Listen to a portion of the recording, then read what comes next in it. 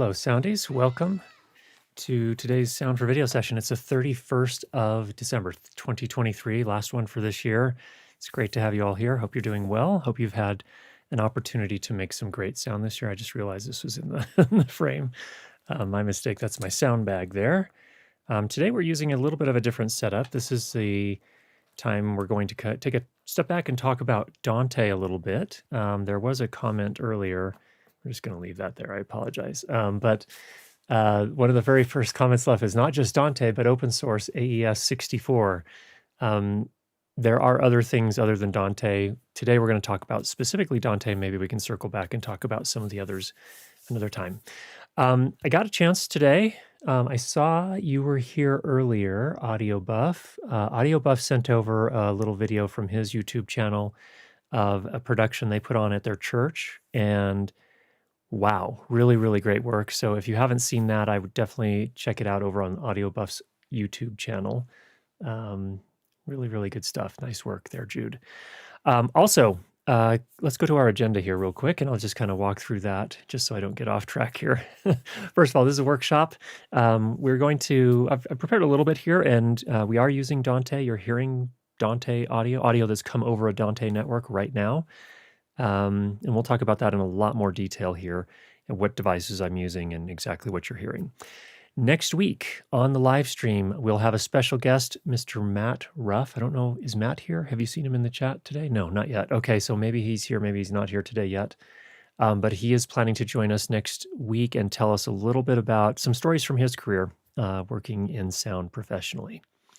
Of course, the main focus for today is Dante, what that is and how it works. We're going to do a little demo here. In fact, you're hearing the demo right now. So we're using some devices that are Dante enabled, specifically an Allen & Heath SQ5, Sound Devices 888, and a Switchback Matrix. So we'll kind of show you more details about those. And then we did have a question that was submitted ahead of time, so we'll come back to that after we're done talking about Dante. So let's go ahead and jump into Dante. And first of all, explain what it is. So my own definition of the way I think about it is, it's a proprietary system defined by Audinate, a company, for transporting digital audio and video via a wired Ethernet network. And at first, that's a kind of an academic definition, but what it really is what's interesting about it is that in analog audio, we have to run point-to-point cables between devices. So we have a cable from our microphone into a preamplifier or mixer or something. And then if we want to send audio out from that, maybe to some speakers, then we have to run cables from the mixer, maybe to a power amp, and then from a power amp to the speakers. Or if the speakers have inbuilt power, then maybe just from the mixer to the speakers. But anytime we need to make a change, we need to reconfigure things, we have to change all those cables. And the beauty of using something like Dante is that you connect all of the audio devices to a single Ethernet network, and then configuration, you don't have to change any cables. You just literally go into an app on your computer, and you can reroute where the audio comes from and where it goes to. So it makes things very, very much easier. It does support, of course, very high quality audio, up to 32-bit, 192 kilohertz sample rates. So lossless digital audio. It does. Audio quality is not a concern here. Let's just say that. Typically, you run it on a 1 gigabits per second or faster wired local network with Cat5e or higher cable. So in our case here, we're using a mix of Cat5e, Cat6, and Cat7 cable in the studio here today. And that's just to make sure, when you start sending audio around in a digital format, usually there's some sort of latency involved or introduced as a result. However, on Dante, even with up to 512 channels of audio, which can be supported over from a single device, you can also configure it if your network is performing appropriately at 1 gigabits per second. You can usually achieve a 1 millisecond latency or less. So that is, from my point of view, completely acceptable. That's undetectable by human beings. Nobody can actually watch or listen to two signals and say, ooh, that one's off by a millisecond. It's just too short a period of time. And so it's essentially, for practical purposes, it is latency free. You can route audio or video. Again, now Dante is not just audio anymore. It's now also has the ability to transmit video over that same network using a Dante controller app. So you don't have, again, as I mentioned, you don't have to reconfigure your cables if you decide to send audio from one place to a different place than it is currently being sent. And we'll take a look at that here in just a second. Another thing that makes it really easy, the thing is this can sound scary and very complicated and complex, but it's actually quite easy. I was able to get this set up and running fairly quickly. The biggest problems I had, honestly, were two things. With the Allen and Heath SQ5, I bought for that mixer, you can buy a Dante module, an add-on module that makes your mixer Dante enabled. And I bought the new 32 channel version. There was previously a 64 channel version. I didn't need 64 channels, so we have the 32 channel version. And the first thing that was challenging on that was that I had to get a Torx wrench that was the right size. So I had a bunch of Torx wrenches, but none of them were the right size. So I had to get the smaller ones that are made generally for electronics. Once I got that figured out, we got the card installed. The other thing I had to do was update the firmware on the SQ mixer. And what we found is that with the latest operating system from Apple, macOS Sonoma, when you write a file to a FAT formatted thumb drive, the SQ can't read it. So I spent a couple of hours trying to figure that out. And I was like, oh no, am I going to have to buy a PC to make this work? Turns out that older macOS operating systems are just fine. So we had one with Monterey. I was able to get that installed. Then I updated the firmware, all good there. And then the last thing was, on my Dante network, we're doing most things at 48 kilohertz. So the sound device is 888 is set to 48 kilohertz. The switchback matrix is set to 48 kilohertz. By default, the SQ runs at 96 kilohertz, and that was the one thing I had to change. And we'll show you how you make that change. It's very simple there as well. But what was beautiful is once I got that sorted out, connecting all of the devices and opening up the app, the Dante controller app, everything was automatically discovered. All three devices were showing there, and then it was just a matter of saying, I want to take input number 1 from this device and send it to that device on input. Output 1 from this to input 1 on that. Very, very simple and really, really easy to work with. Clocking is also automatically configured. You can configure it manually if you choose to, but clocking is incredibly important when you're sending audio over a network. Everything needs to be in sync, and so you have one of your Dante devices becomes essentially the leader, and becomes the primary clock for all of the rest of the devices on the Dante network. Again, that is handled automatically, configured for you. You can do it manually if you want to override it. Another thing that's really nice is that on Dante devices, the settings are stored even through power cycles, which is really, really nice. So I had the switchback matrix. I haven't used that in probably a couple of years. And I plugged it in last night, and everything was exactly where it needed to be, up and running, no problems whatsoever, which was fantastic. Now, as I mentioned before, Dante is a proprietary thing. It is created by a company defined by a company called Audinate. And there are different ways that audio gear manufacturers can get Dante into their products. The first way is to buy a hardware module from Audinate and actually put that little circuit board in their products. Another way is that if the manufacturer of the audio gear wants to make their own, they can actually use a field programmable gate array, which is essentially a programmable processor. They can buy the intellectual property from Audinate and put it on that FPGA, so they can put that in their device. That's another way you see that happen. And then finally, there's some software options as well. I think this is more recent, where you can there's a version, essentially an embedded version of Dante that you can put in the Linux operating system. And we're starting to see more and more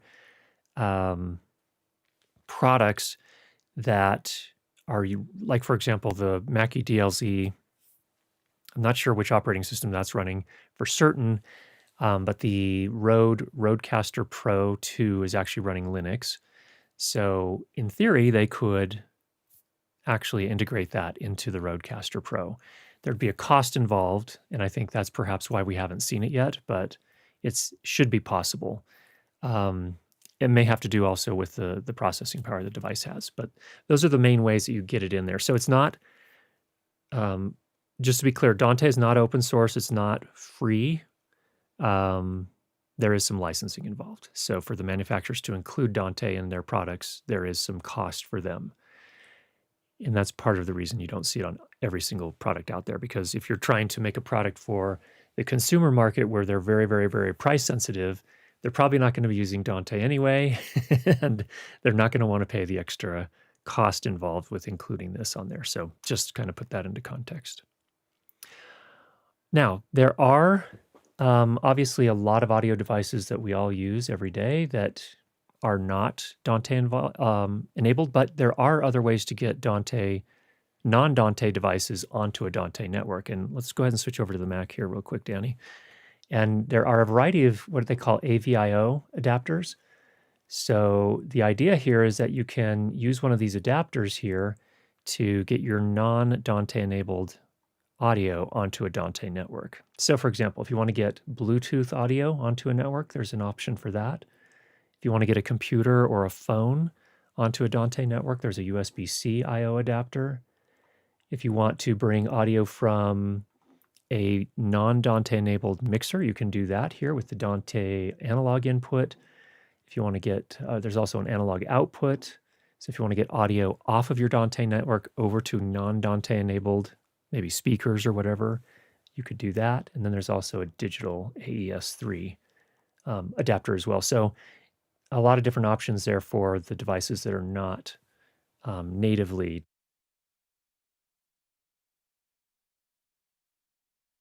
Mm-hmm. Is it still off? No, it's on.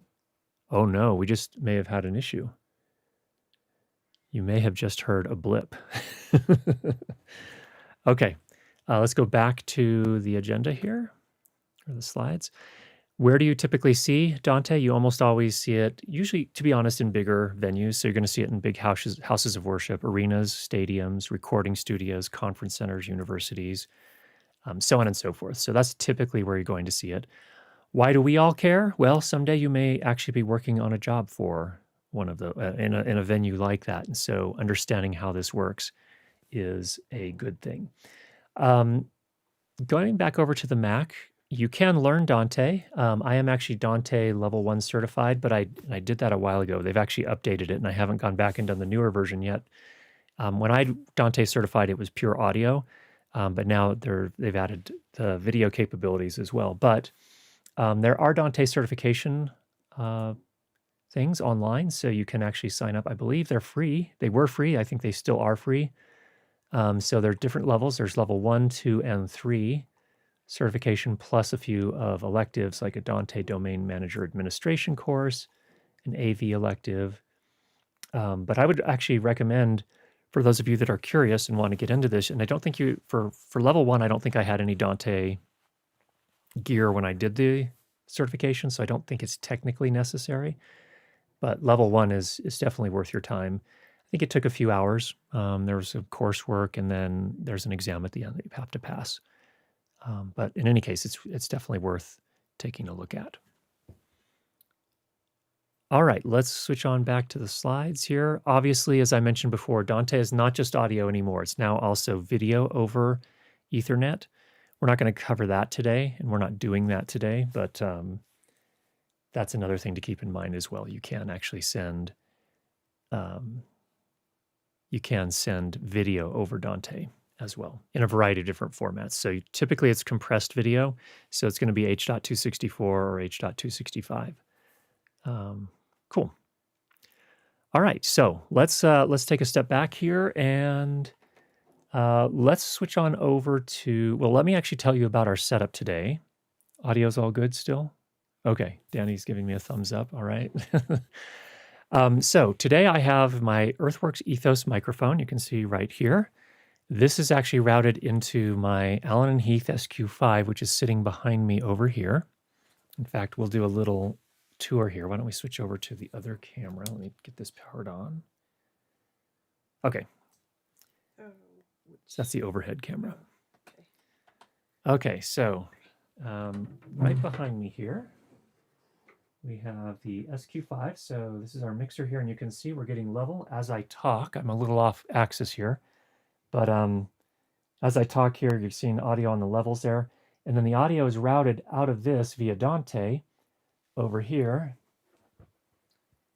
into the sound devices 888. And if I switch here, for example, let's see if we can get in a little bit closer. Just a second here. Here's the setup for channel 1. So you can see the input on channel 1 is set to Dante 1. So we'll talk about the control app in just a minute here, but that's actually audio coming from the SQ into the sound devices 888 right here. And then for Danny, let's come back over here. It's really dark in here, but right in there, you can't see much of anything. But that is a little device called from a company called Switchback. Oh no, so from Here Audio, I think it's called. We'll go ahead and switch back to the main camera here. Is it Here Technologies? I think it's Here. Yeah, Here Technologies. In fact, why don't we go to the Mac here, Danny, and I'll show people what this looks like. So this is the Switchback Matrix, and you can see on the back, it has an Ethernet port, Dante enabled. So we're using one of the inputs there, and you can hear Danny right over here. Hi, everyone. Happy New Year's Eve, and I hope you're doing well. I hope you can hear me, too. We can hear you. So that is Danny's audio coming through the Switchback Matrix, and then via Dante also over into the 888. So we have a couple of different devices sending audio that way. So let's go ahead and come over to the Dante controller so you can see what that's all about. When you first open it, what it does is, and I'll go ahead and collapse everything here so you can see what it looks like. When you first open it, it looks something like this. And what it does is it lists each of the Dante devices you have on your network right across the top here for the transmitters. If you have any transmitting devices, and a transmitter is a device that can send Dante audio to some other place. That's a transmitter. There are also receivers, so any devices that can receive on audio via Dante will be listed here as well. And it literally just takes a couple of seconds. It scans the network, it finds the devices, and it has their names right here for you. You can rename them as well if you want to do that. So if you come over here into device info, here, for example, I'll double click on the SQ5. You can actually switch between them here, but you can go ahead and do things like rename them. If you want to rename the device, you choose the sample rate here. Remember, I mentioned earlier, the SQ5 by default is in 96 kilohertz mode. I switched that to 48 kilohertz. And then here's the device latency. This defaults to 1 millisecond. So as long as your network is working in a healthy way, usually you'll be able to do 1 millisecond audio. So that's what that looks like. Now, as far as the routing is concerned, let me just show you how we have things set up right here. So we are transmitting audio from two devices on our network. Number one, from the Allen & Heath SQ5, that's my microphone. And then Danny's microphone is connected to the Switchback Matrix. So those are the two transmitters that we're using here. So if I open these up, if I open up the, there we go. Open that up a little bit.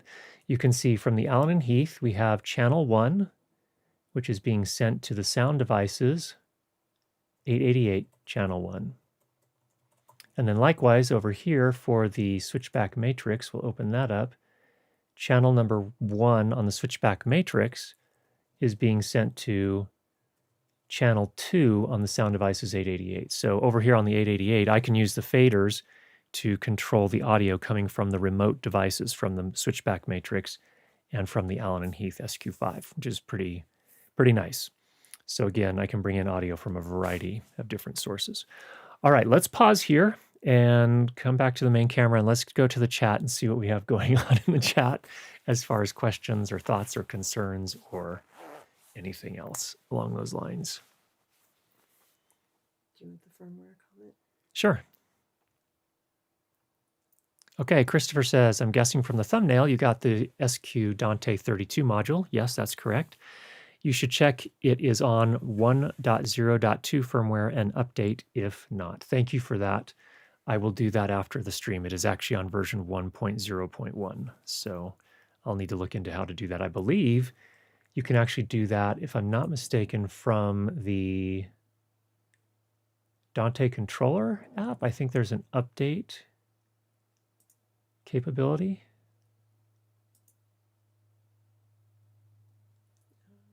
Let's go back to the Mac here and take a look at this.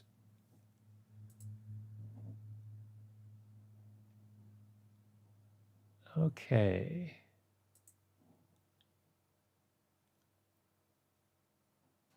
Whoops. There's a thing that says updates available at the top. Yes, updates available. It's checking. So it'll actually check this. I don't know if this is how you do the update, but I'll look into that, Christopher. Thank you so much for the tip. And we'll take a look at that. There's a lot of commentary. A lot of commentary, Danny says. What is the commentary? All right, embedded Dante is for ARM CPUs only, and so far the devices out there have been not 100% stable. Okay, good to know. FPGA Dante has been around for quite a while and is stable, and it's why the SQ Dante supports way more flows than the Brooklyn chip-based devices. Okay, obviously Christopher is used Dante a lot more than I have. Flows is actually a pretty important concept in the Dante world. Ultimo devices like AVIO are only 2 flows, which can be limiting. It sounds like I don't know, Christopher, if you have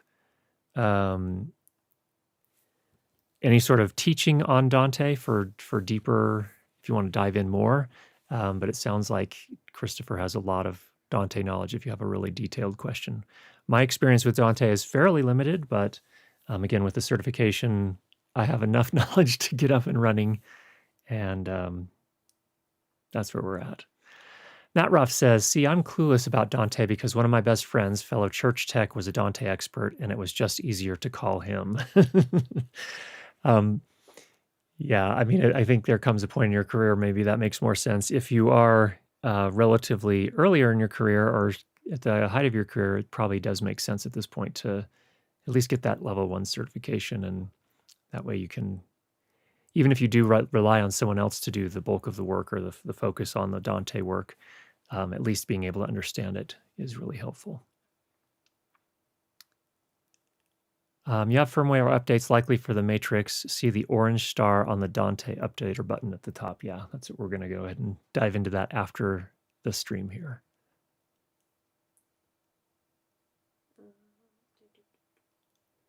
Mark says, one important point about Dante, it will not allow communications over Wi-Fi.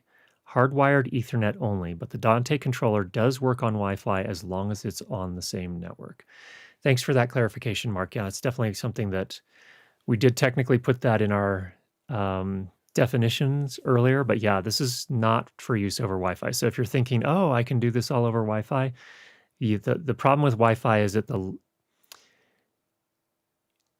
there are several problems with Wi-Fi, but where your devices are relative to each other, so maybe your phone or your tablet or your computer or any sort of Dante-enabled device relative to the Wi-Fi hotspot and what's happening in the location and how much traffic there is, so on and so forth. It's too many variables to control. Often latency is much higher on Wi-Fi than it is on wired Ethernet. So for reliable use, this is designed for and really only reliably works over Ethernet wired networks. And then to clarify to Mark's point, you can use the Dante controller app over Wi-Fi without too much of a problem because it's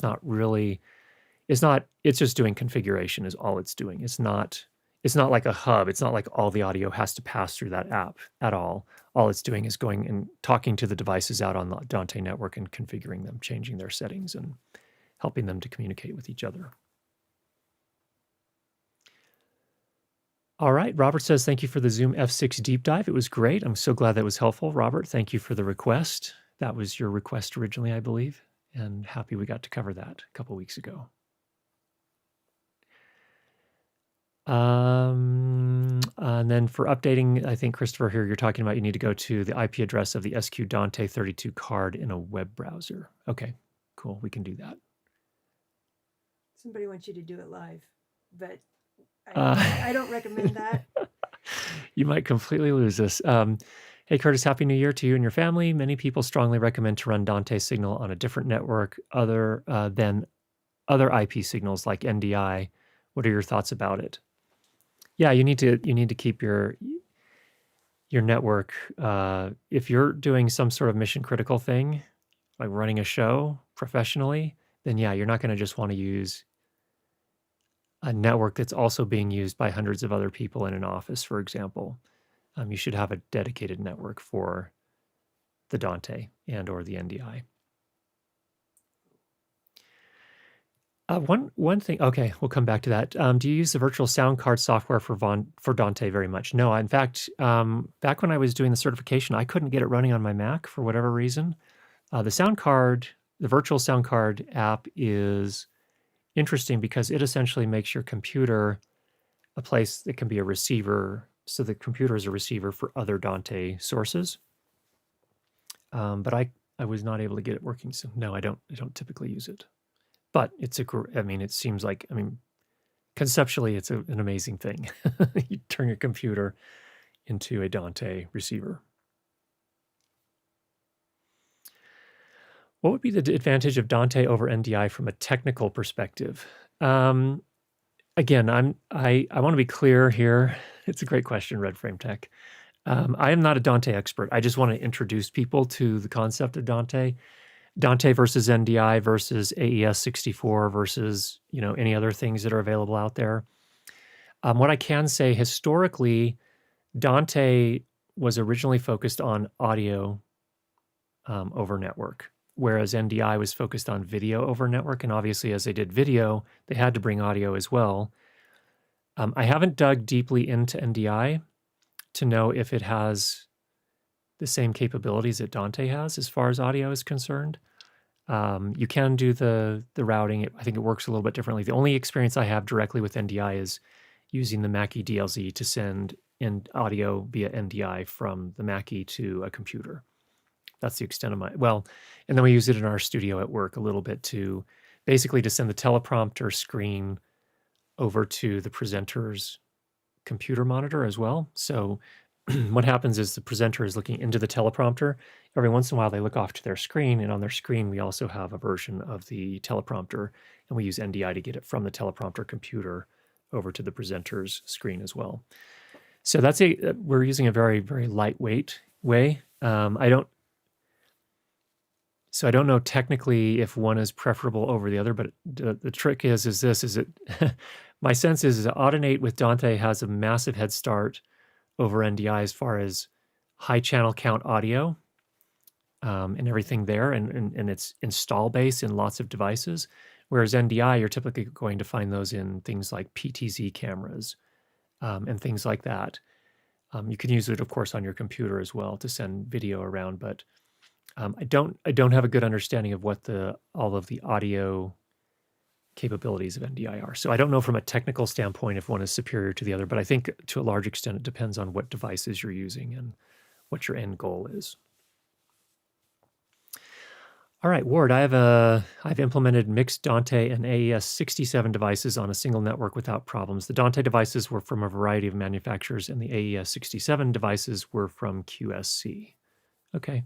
Yeah, as long as I would say if it's dedicated to, to audio, what I'm saying is you probably wouldn't want to go into your office network where people are streaming video and doing 1,000 other things with hundreds of different computers on the network doing stuff. If you're also going to be running a show at the same exact time, I would probably want to have a private network in that case. And that could be done in a variety of ways. That could be done by an IT group setting up virtual private networks and allocating bandwidth specifically for your show, for example, if that's what you're doing. That's where you probably want to get into the level 2 and level 3 certification for Dante. Ronnie asks, can you remote control patching programmatically using BitFocus Companion / Stream Deck or other similar control systems? I don't know the answer to that, Ronnie. I apologize. In theory, you should be able to. I don't know if, for example, you just can use plugins that are already available, or if you'd have to make your own. Hi.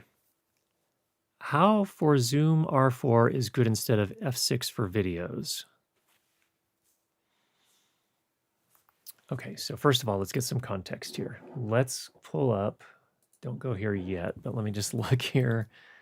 Zoom Corp. And it's the R4 that you're specifically asking about. Okay, let's go over to the Mac here. And I think it's a mic track. Yes, so this is, I think this is what you're talking about. Was it the M4 in the comment? R4, oh, okay, we have to go back. Honestly, I'm not familiar with the R4. Is that one of their video recorders? No. I don't know. The short answer is I don't even know what device that is, to be 100% honest. But then, so we have the field recorders. Those are the F series. We have the handy recorders, which are the H series. We have the mic track, which are the M series. The podcast recorders are the P series. The video recorders are the Q series. So,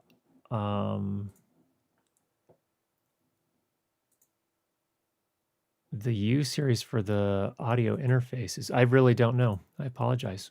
Not familiar with it. Well, what's the F6? The F6 is an F series. Which is a Field recorder, yeah. Oh, I see. Yeah, so I don't know about the R series. Apologies.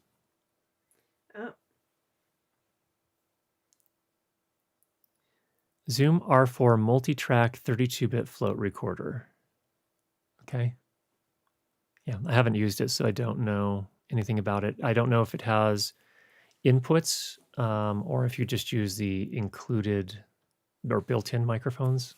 Not familiar with it. Apologies. My sense is it's probably a stereo or surround recorder, so it's probably good for sound effects. 32-bit float. Let's talk about this a little bit. No, let's come back to this. So let's go back to the slides, and we have a question that was submitted ahead of time. We'll get that first, and then I'm going to come back and talk a little bit more about 32-bit float. Okay. All right. So the question that was submitted ahead of time, and maybe we can get some help from the community here. I have my opinion, but you all can weigh in on this as well.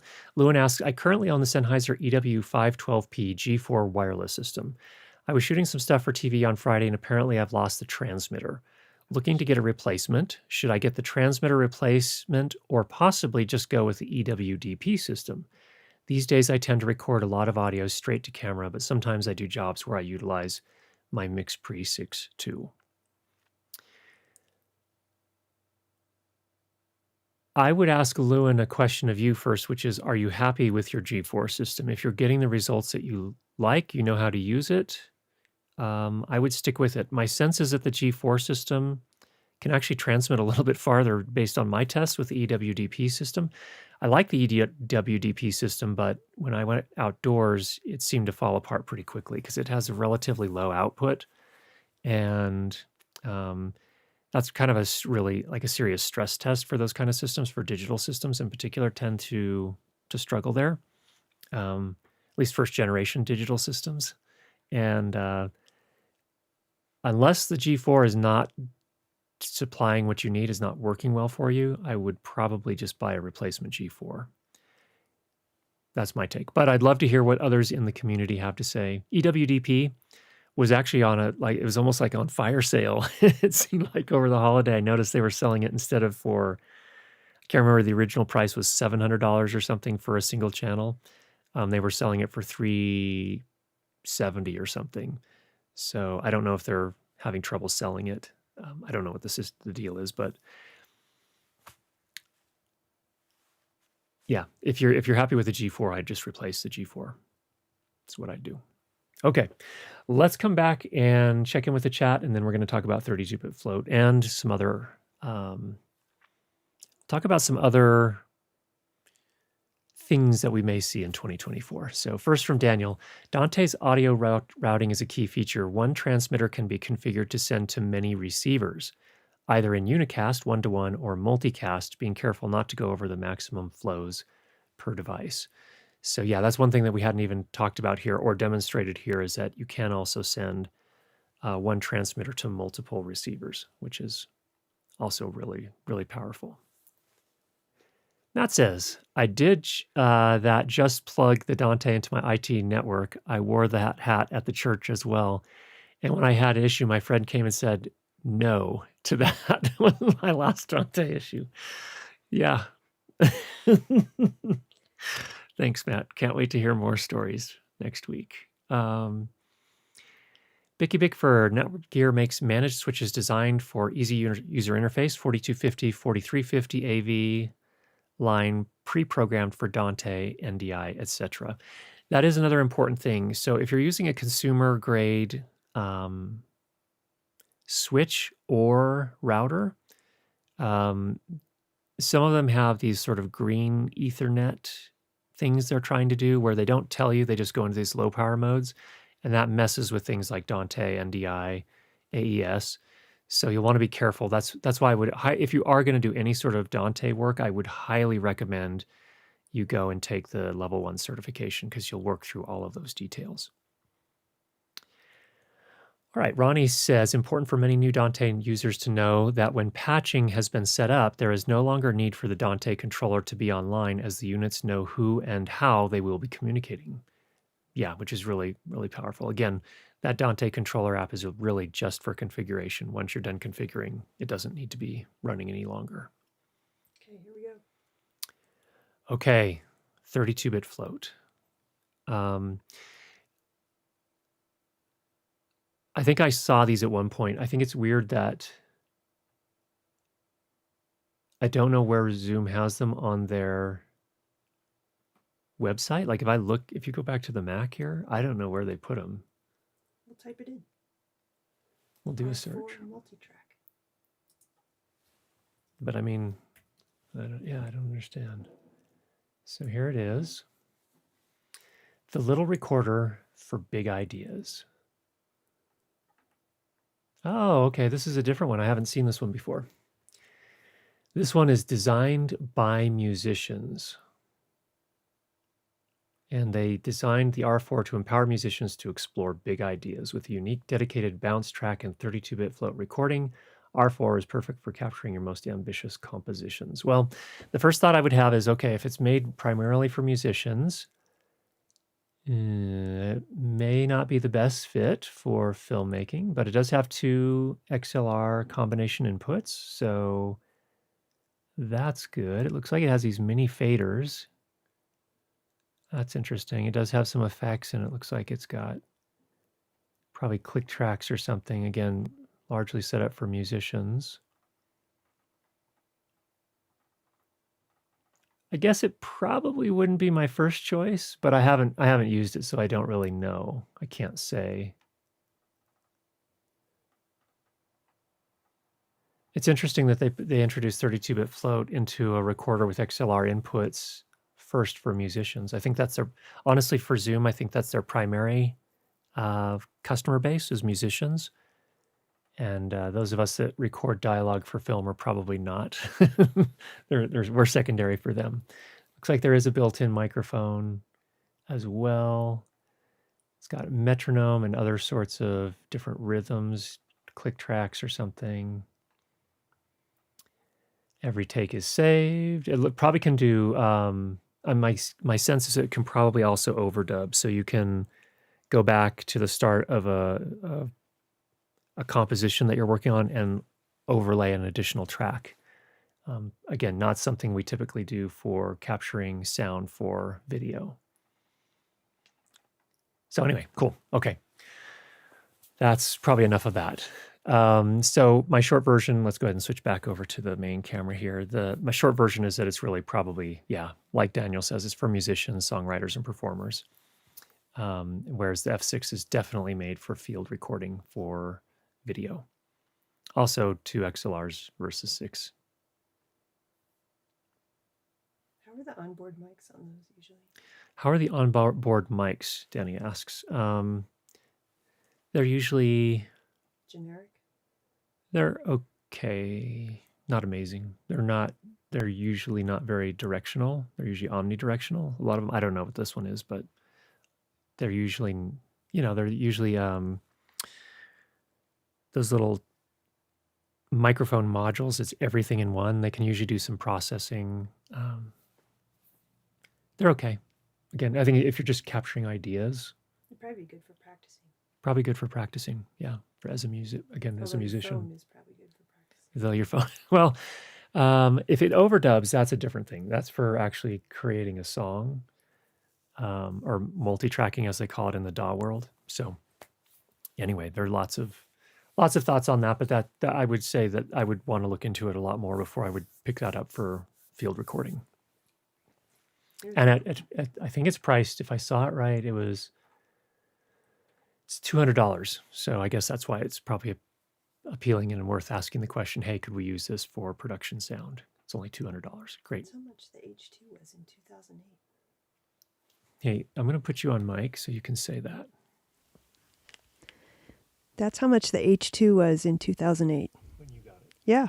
Yeah. Which I still have. Yeah.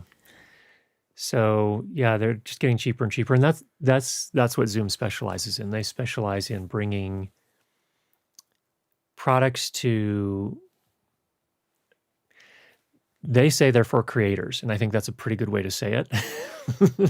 They're for people who don't, who are, products like this in particular. Could a professional use it? Absolutely. But they've also priced it so that non-professionals can have access to it. And that's what Zoom has been good at from the start. 32-bit float. We've talked about that pretty extensively.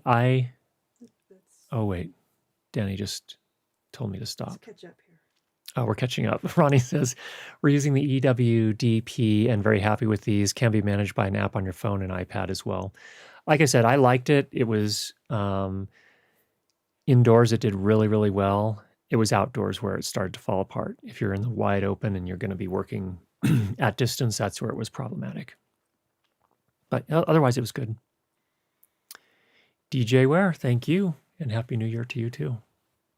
Thanks for coming by. Manutech Podcast, you're welcome. Thanks so much for asking the question. Okay, 32-bit. All right, 32-bit float. I don't want to dwell on this too long, but one of the predictions I have for the future, and let me just lay the groundwork for 32-bit float first. 32-bit float is a tool. I hesitate to call it a game changer. I think it's a useful tool in some circumstances. It eliminates some mistakes that we can make from time to time. I think in live sound, it's useless. Well, it's not useless. It's good for recording the live show if you're going to also do a post-production round on it. But in live sound, you still need to be working within the domain of the capabilities of your equipment, which means you can't exceed 0 dB full scale. Digital 0, in other words. So 32-bit float is, I think it's a useful tool, again, primarily for those that are doing a ton of things, solo operators, as I call them, people that are doing everything for their production: lighting, camera, sound, directing, interviewing, craft services, production assistant work, everything. There are a lot of things going on, and it's easy to forget something. And however, what I would say and what I advocate for is that when you are doing all that, if you are interviewing someone, for example, you should be wearing headphones and listening to the audio that's going to your audio recorder or camera so that you know that you have a problem, because then you can stop, fix the problem, and then go on, and you don't waste an entire day of your time and potentially other people's time as well. So 32-bit float can be a useful tool if you didn't happen to hear, and there were a few little clipping instances. 32-bit float will allow you in post to kind of basically bring that back down if you haven't overloaded your microphone. And that's a trick on things like some of the consumer grade recorders that have built-in microphones and 32-bit float capability, because I think there's an R2 or something as well that has built-in microphones. The trick with those is then the limiting factor becomes your microphone. And in fact, Alan Williams was here a few weeks ago, and he and I worked on a recording. He did a scream test into a affordable shotgun microphone that I had in for review. And he was able to overload that microphone. We recorded a 32-bit float into a Sound Devices Mix Pre 2. And with him screaming, there was still some distortion that happened. And that distortion occurred at the microphone. So before that audio ever made it to the 32-bit float recording on the Sound Devices Mix Pre, it was distorted at the microphone. So it's really, really important for people to understand that 32-bit float does not save you in all circumstances. If you're working with higher sound pressure levels and with some not as capable microphones, the human voice can actually distort it.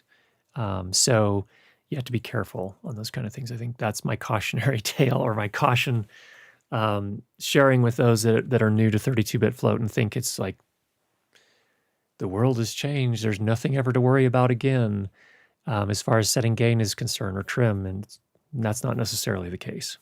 You can still overload, especially less capable microphones. Hi, there's a little pointer on our screen right there. It's okay. The interface I know. is... I know. Yeah. Okay.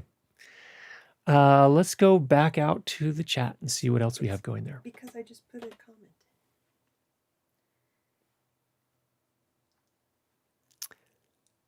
Oh, there you are, Lewin. I'm happy with my G4 system. It works. I think that's your answer. I think you need to stick with your G4. I don't know that the G or the EWDP.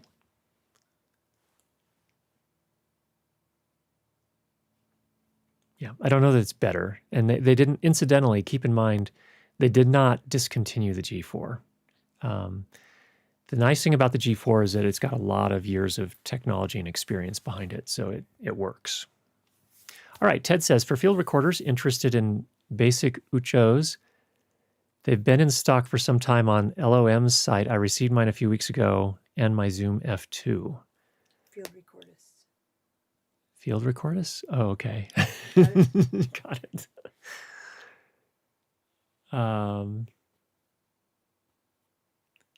Very interesting. I've not heard of basic Uchos. LOM's site.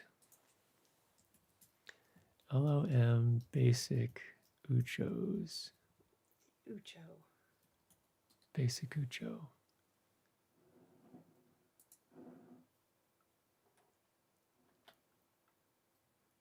Oh, it's a phantom power. We're going to go switch over to the Mac here. Yeah. Phantom powered, high quality, omnidirectional electret microphone.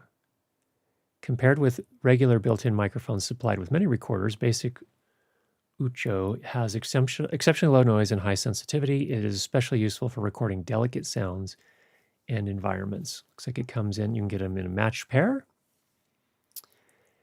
The plastic part of the microphone body is professionally 3D printed from plant-sourced PA11 nylon.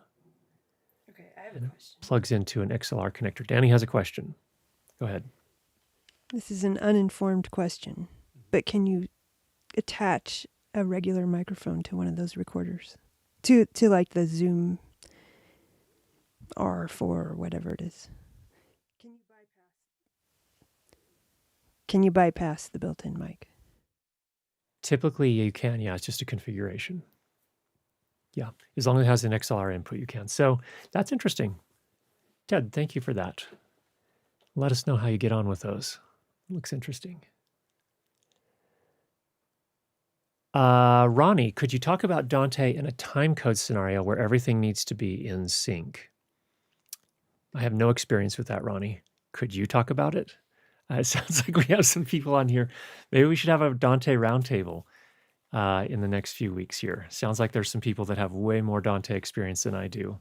And I'd love to come on and have you come on and talk about your Dante experience.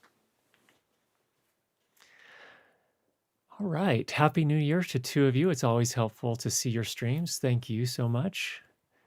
And thanks for coming today to join us here.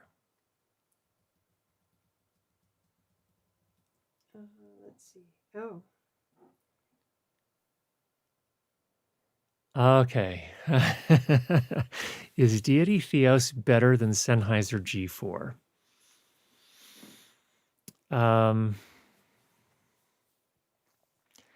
Deity Theos definitely has more features that modern wireless systems in the prosumer range um, offer. So it definitely it's more feature rich, I would say. I don't know. I certainly don't have enough experience with it to say universally that it's better. They're different systems. So the G4 is an analog system.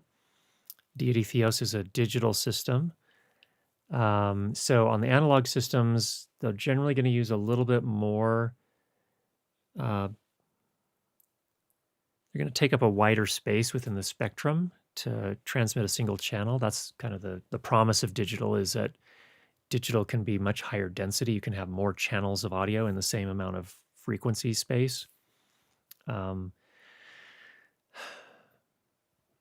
I didn't find the Deity Theos certainly wasn't as narrow as something like a Shure Axient or even a Sound Devices system. So doesn't have that much of an advantage. Deity Theos has a much wider tuning range that works in a lot more countries. So with a G4, typically you buy a relatively narrow, you buy a device that is only able to work in a narrow slice of bandwidth or range. And then if you go to another country, for example, where they use different frequencies for unlicensed wireless microphone use, then you may have to get a different system for that particular job. So that becomes troublesome. That's what the Deity Theos is supposed to address to some extent with its very, very, I think they call it, I don't remember what they call it now, uniband or one band. I think they call it one band. It's a dual channel system, whereas the G4 is a single channel system. So you have to have a separate receiver for each transmitter, whereas on the Theos, you have a single dual channel receiver for each two transmitters. It's one of those things where on paper, it's a clear story that the Theos is the winner, but in practice, I'm not 100% sure that's the case. I think it seemed good. I like it. I like the Theos. I was happy with it in my testing for prosumer use, but I think there needs to be a lot more field use before anyone can say with a lot of confidence that it is absolutely better than G4, because I don't have that level of confidence yet. So feature wise, yes. Confidence level, not sure I could rely on it 100% yet. Mark, hey, a bumper sticker idea. Ask me about my Dante. Yeah, not a bad idea. Not a bad idea at all. All right. What else do we have going? Oh, some other predictions for the year. I do have some audio predictions for the year for 2024. 32-bit float, we'll probably start to see that in more devices. Certainly on the audio side, I am waiting to see who the first camera manufacturer is to implement something like that. I think it's going to be a tough barrier for cameras to get over, because implementing 32-bit float, maybe it's getting less expensive now, but to do it well with multiple analog to digital converters is not a super simple thing to do. And maybe one of the camera manufacturers will partner with someone, with Zoom or Sound Devices or someone, and implement that in their camera microphone inputs. But I expect to see that at some point. I don't know who's going to do it. I don't know when we'll see it. I think 2024 would be a good time to see it. And I'm not even thinking of that in terms of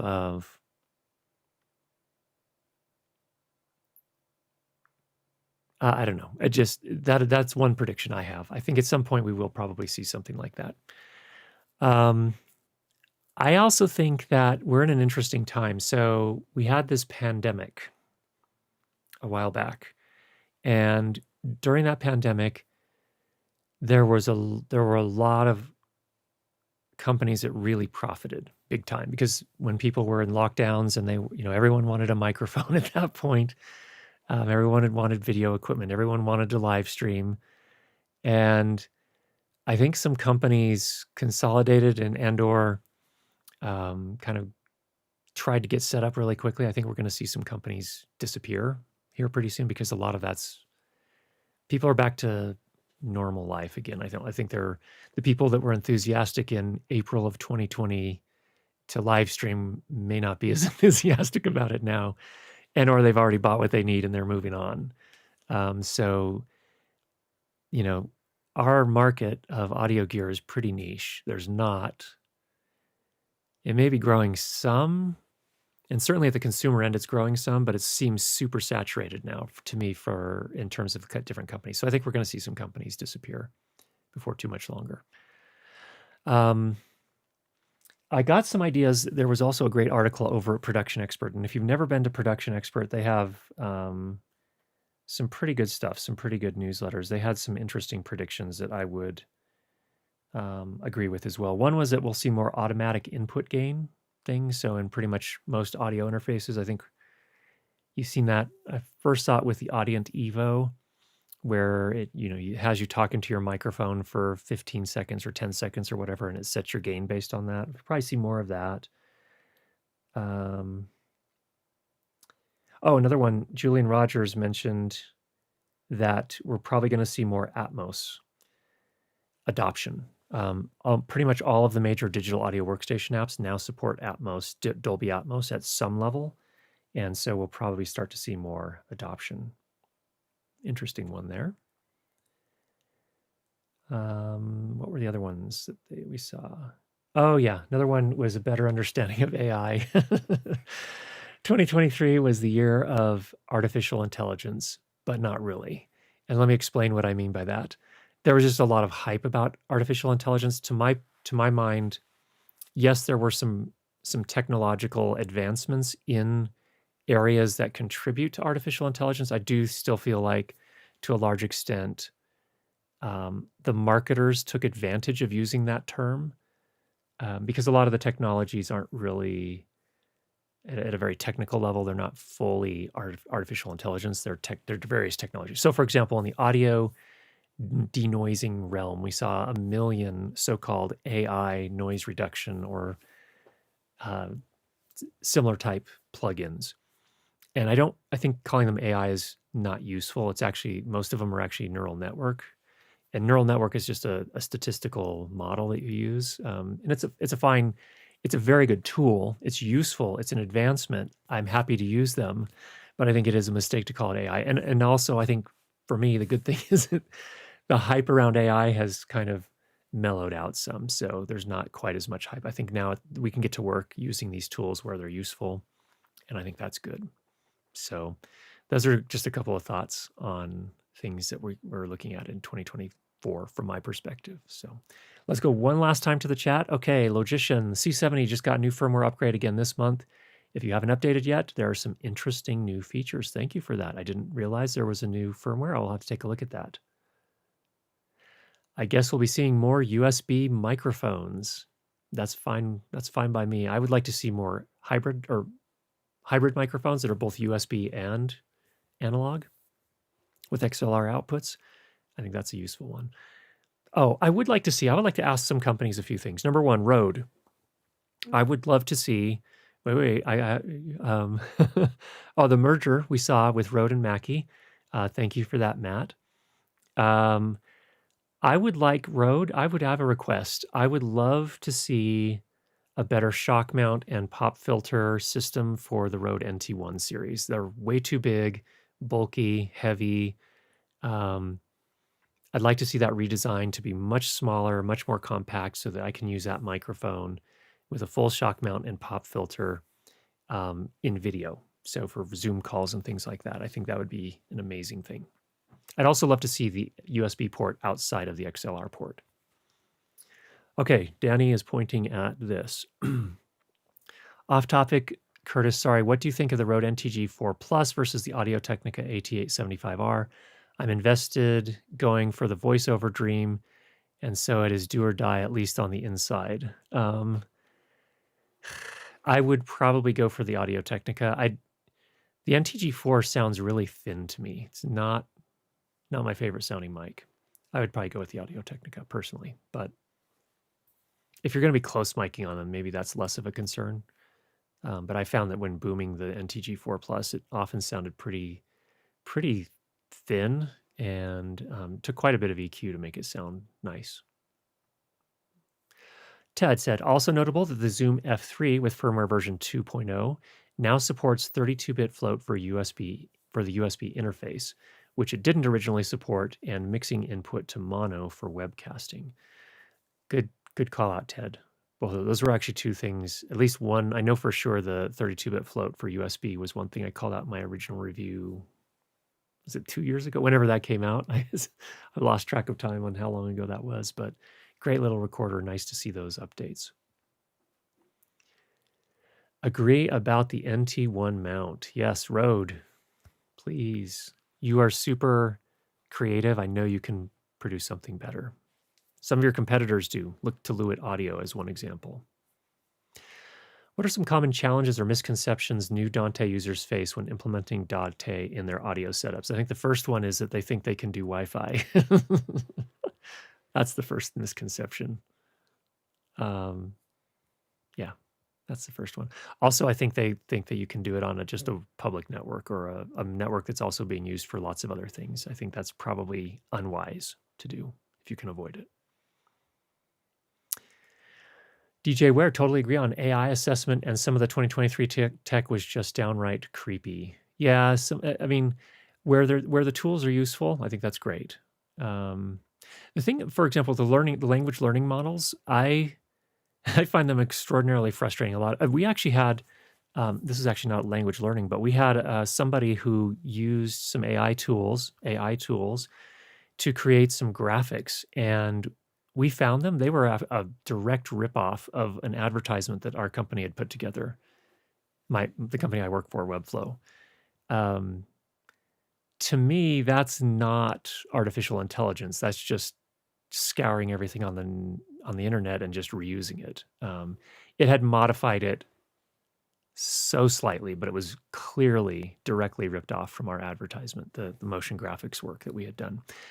Learning language models, a lot of those too, I find. So for example, one of the teams that I work with at Webflow is a team that writes user documentation for our product. And one of the things that was explored early on was, well, maybe we should use ChatGPT to help us write the documentation. And the problem with the language learning models is they can only kind of regurgitate and refactor what's already out there. They don't come up with novel new ideas. And so documenting new features just doesn't work with those kind of things. You can use it to help maybe rewrite things or, change, refine the language perhaps, but actually creating the novel content, they just didn't seem good at. So again, from my point of view, let's use them where the tools are useful. I would prefer not to call them AI, but my perspective is if we'll use what's useful and try our best to ignore the stuff that's not. All right.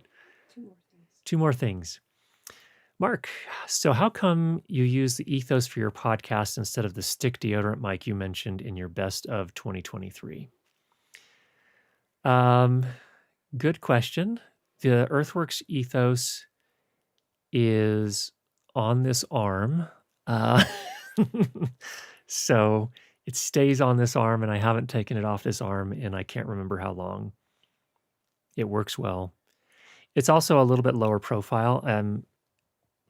It has a foam cover, which helps with plosives. That's one of the tricks with the JZ Microphones V11 is it does not have a foam cover that the company makes for it. You could probably fashion something, and I don't want to have a pop filter in the frame, so like a pop shield. So that's why I stick with this. But for when I'm doing the talking out in the other studio, and I can place it over here, and I don't mind it being in the frame off to the side a little bit, where I'm talking just past it, that's where it works really well. So part of it, Mark, honestly, is that I just have so many options. That's how I do it. Okay, there's a whole exchange about this, but I think this will be enough. Matt, next week, see if you can get Curtis to spill the Judd taco recipe. Not going to happen.